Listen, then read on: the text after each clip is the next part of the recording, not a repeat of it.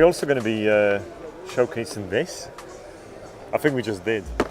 What's in it, Paul? I have no idea what's in it. Oh, let me check. Oh, what's that? I'm guessing a men's finest accessory. It is, and it's yours. Let me see. Oh, you're gonna test it? You're gonna try it? 100% silk. Of course. Handmade in England. Yes. Nice. Nice. Yeah. Okay. Thank you very much. Yes. Okay. You're welcome. Put it back. Hello, and welcome to my yet another interview video with the superstar of today, Moda Birmingham. You're going to be the headlining act. Oh, I don't know you can say that. Well, you're finishing, right? So you're wrapping the day up. You know, that's it. Hello. Hello. How are you? I'm fine. I think last time when we spoke on the camera, that was in London. In London, at your event. You and Johan. Yes. Johan from sharpandapper.com. Yes. And you were there talking about a bit about style, but it was more to do with like men's health or just health in general, right? Yeah. It was I remember that. That was last year? When was it? Yeah, I think it was over a year ago now.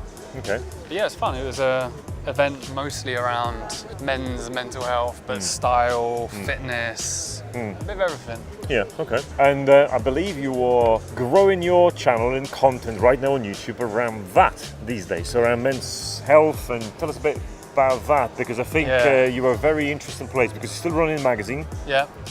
So we were talking about this earlier, that sort of started doing the style videos, building up the channel, and then started doing mental health videos. The views bombed. But no one wants to know about mental health, apparently. But it was still a good place for me because it was more sort of meaningful. Yeah. And then, I kind of, was still running the magazine. So I was trying to balance the business with the new sort of form of content that I was creating, and it was hard. And then I also lost a bit of passion for fashion. I lost a bit of that. I enjoy style. I enjoy creating style videos. And I didn't realize that until I stopped.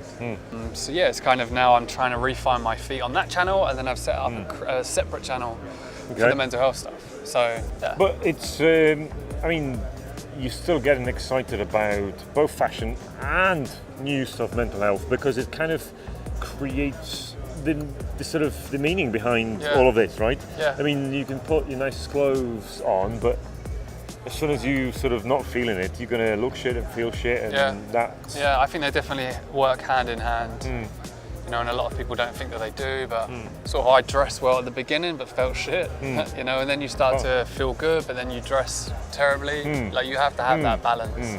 But also as well, I was very, and we were speaking about it earlier, I wasn't enjoying the style content because it was very forced. So it was like, what video is going to get the views? What thumbnail is going to get the views? What title is going to get the views? What are the bigger guys doing? How can I replicate that? Whereas now, I only want to create style content that I actually want to create. What's your favorite video so far you've created on mental health, or the one that it sort of kind of took off and you didn't realize that it's there, or like you've done it because you kind of wanted it or wanted to say it or something, and then all of a sudden you're like, oh, actually people need this, or I really enjoy doing that? I think it was the first video about suicide that I did, because I just grabbed like a camera, kind of like this, put it on my dining room table and just share my story. I think that's now got sort of 60, 70,000 views. It's got more on Facebook. It's the best style one. Why do you think that was, that people wanted to watch it? Because it's kind of, I think it's the comments that come from it. But it's kind of a content that you would want, that's not going on your Apple TV Sunday when the family's sitting around, watching. It's more like you're sitting in your bedroom, you had a shit day, you had a shit week, shit year, or whatever. All of a sudden you're like, what are the people going? I think that's it. I had a ton of comments from it. I still do, because it's almost like they watch it, they hear someone, they can relate to that someone, and then it gives them the opportunity to express how they feel as well. So it's almost like you're alone in your room, but now you've got a guy explaining exactly how you're feeling. So now it makes you feel a little bit more less lonely, which is what I found. So although the numbers aren't as big as the style numbers, the impact is a lot bigger. Like I get tons of messages on Facebook every day of people saying, this helped me, this helped my son, this helped my daughter. I think that's more meaningful than views on a channel. 3 hacks that I'm gonna... 12 hacks. That was my most popular video. Yeah. Jesus. Okay. Yeah. Exactly. What's your most popular one? 12 style hacks on YouTube, I think 700,000 views, I think. Jesus. Okay, that's. But it's like, yeah, it's great, but then it has no, how many people have been impacted by that video, you know? A guy somewhere in Bangladesh that is like doing those 12 style hacks because Paul told him. Using, I can't remember one of the hacks, olive oil to do his leather shoes. You know, he might be doing that hack, but I think it's more about creating meaningful content now. You know, content that I enjoy creating, and I'm sure you can relate to that as well. Yeah, that's why, you know, that's exactly that. I think where we are with Men's Finest channel is exactly that. We are in the, not crossroads, but we're kind of exploring different avenues in a way that okay, are we doing more vlogging? Are we doing more 3 hacks, 7 hacks? Are we doing more, you know, maybe stuff like this where we interview people? You know, I started the podcast originally. We were doing podcast and we were doing interviews. And we interview people like yourself, either, you know, face to face, or we did it through Skype. And, you know, it obviously serves 2 purposes. One, people who want to actually be part of podcast movement. We talk about as well, you know, audio. It's there. You drive and you want to listen to this. But also, the longer content, the longer format, it kind of works for us as well. You know, an hour interview. Because then you can go to. And you've got different opinions as well. It's not just you always sharing. 100%. So I enjoyed that. I enjoyed talking to people. I enjoyed talking to you. I enjoyed talking to. Always. Yeah, always. Pleasure. But it's kind of, it's more meaningful than just me. You know. Just doing 3 style hacks, you know. That's me at least, you know. I'm sure. Yeah, I think it's trying to find that gap now. Like we were saying, you were talking about Men's Finest Poland. You know, creating a channel designated for Poland. I was talking about not coming from a guru standpoint, so not like saying this is what you should wear. More like documenting me go through that journey of wanting to dress better and finding some cool brands and.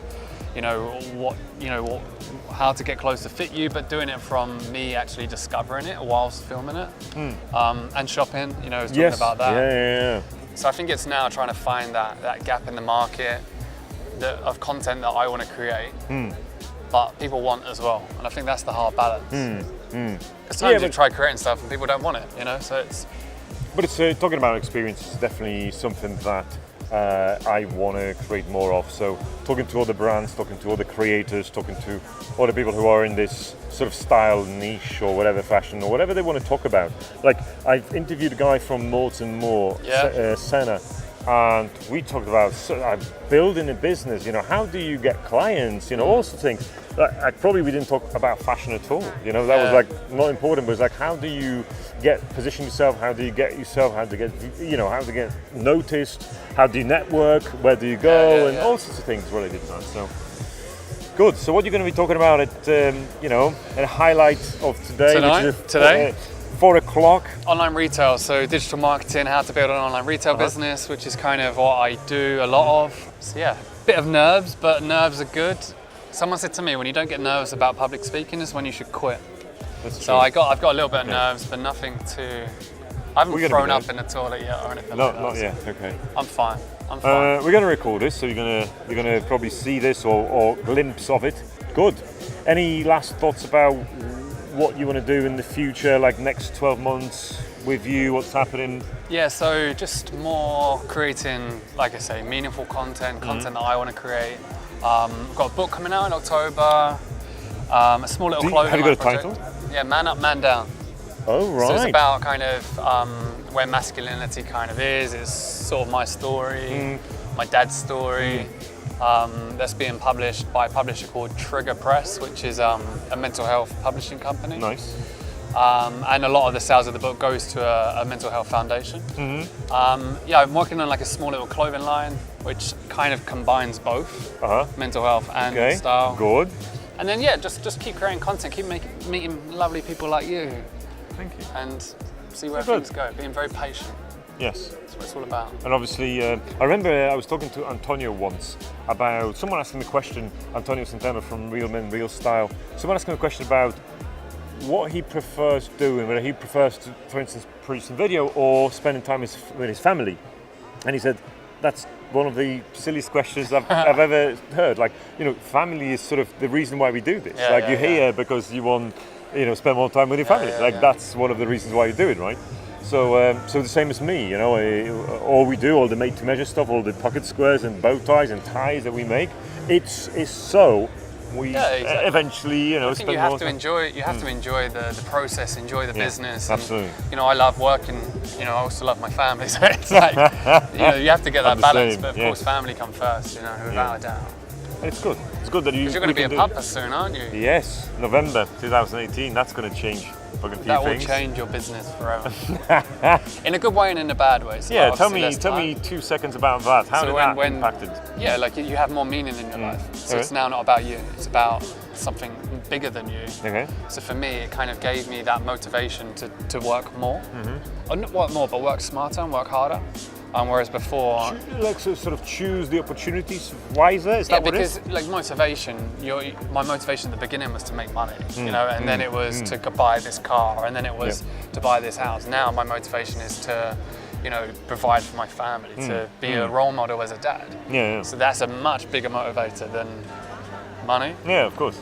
But then sleepless nights, you know, the I don't know challenges about that come with it. So yeah, you'll enjoy How it. You'll quickly? enjoy it. How quickly can change the nappy? Is it 2-second job or? I 30 reckon a 1.5 second I might know. Yeah, tick, tick, tick. All right, okay. Depends what it is though. 1 or 2. Oh yeah, one is easier. Yeah. All to come. You'll have fun. All to come. Thank you so much, sir. Good to see you Pleasure as again, man. usual.